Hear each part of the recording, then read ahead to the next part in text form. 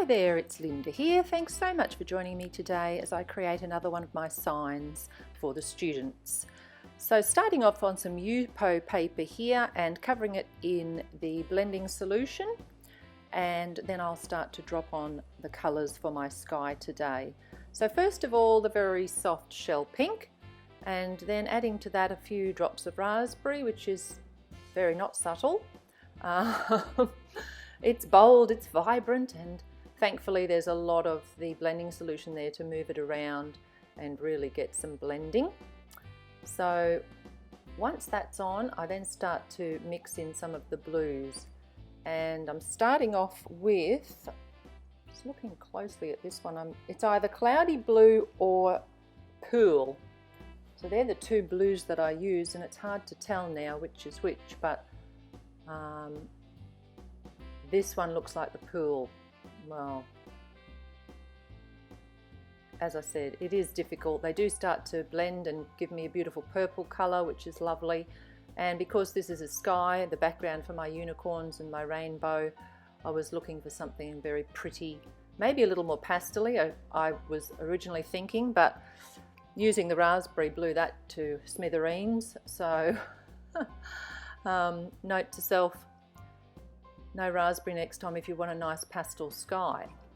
But anyway, I do love the look of the silver when it's just added lightly, so I thought I'd just try and add on a few little bits, and it didn't really work, this dropping it on there or sort of sketching it on with the end of my paintbrush. So I add some of the blending solution, break it up, and then use my rubber blower tool to move it around. Bit happier with that, so I add a couple of little sections over on the left hand side. Same again, some blending solution, and then use the blower to get some movement. And it's always fun with alcohol inks, what they do, the way they move, the way they splatter with this blower tool. It fascinates me, and I totally love playing with them, as you've probably gathered, because I seem to be creating a lot of alcohol ink backgrounds at the moment. But there it is, and it's looking gorgeous. And then I decided I'm going to use my alcohol lift ink and try and get the cloud stencil to work on this piece. So if I take away some of the ink above the stencil and give it that sort of white halo above the cloud, then you'll have the bold colours of the alcohol ink below. So you can just sort of lightly see what I'm talking about there. But I go back again, place it in the same spot and get a bit more heavy-handed with the alcohol ink, and then it really starts to give the effect that I was hoping for. So you can see I'm taking away that ink there, giving a white halo around the cloud stencil, and then you can see the alcohol ink clouds underneath. So it's quite an interesting effect. I was quite happy with the way that was turning out, and so I went up my card.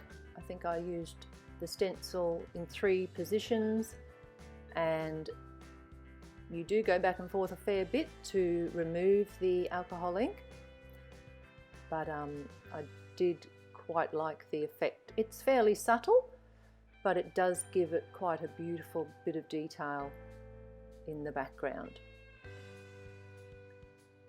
So you can see as I peel it away the beautiful alcohol ink clouds. And this is the last layer that I will do.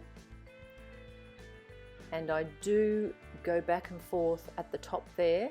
Once I've gone along the stencil edge, back and forth a couple of times removing that ink, I do go all the way up to the top of the card and remove some of that ink that's above the cloud, because the pink up there was quite vibrant and I just wanted to tone it down a bit.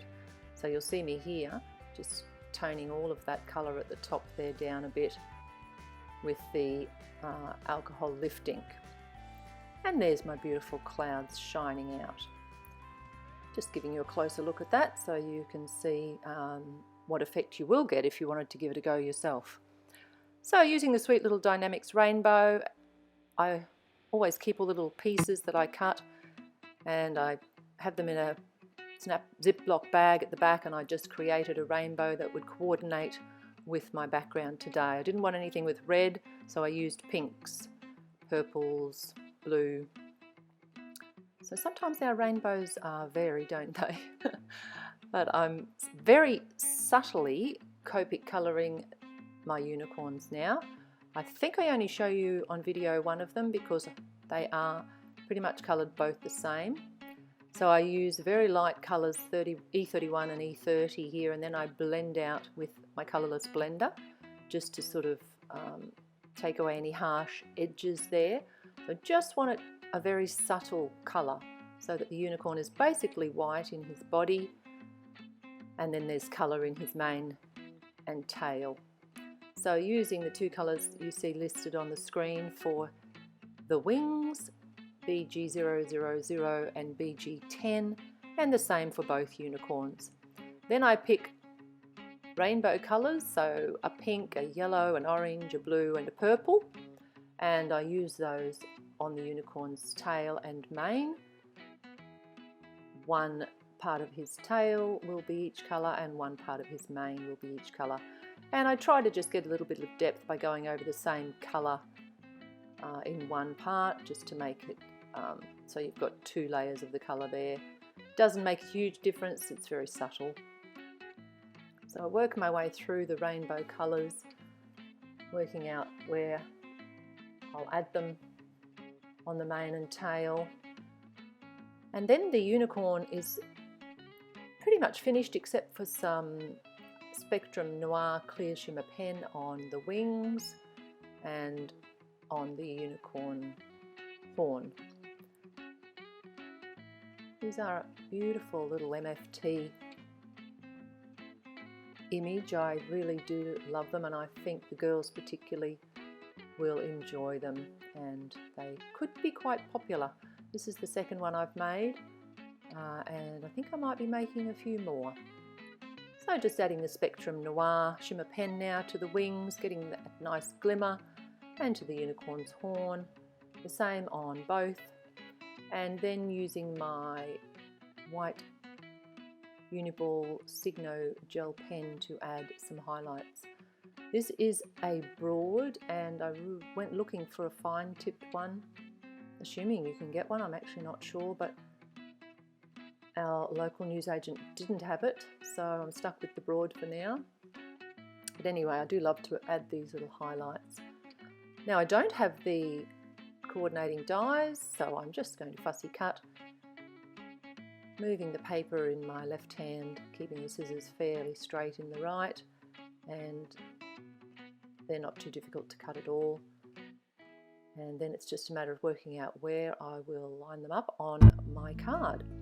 So adding foam tape to the back of the rainbow and placing it in the centre, and then adding more foam tape to the unicorns and adding them at each end of the rainbow.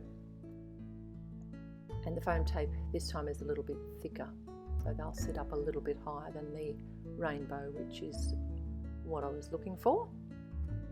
Once they're on, it's a matter of doing a very simple sentiment at the top there, cutting it into a strip, adding some sparkling clear sequins, and my sign is complete. Thank you so much for joining me today. I really appreciate it. Head over to my blog to see lots more inspiration, and I hope to see you again soon.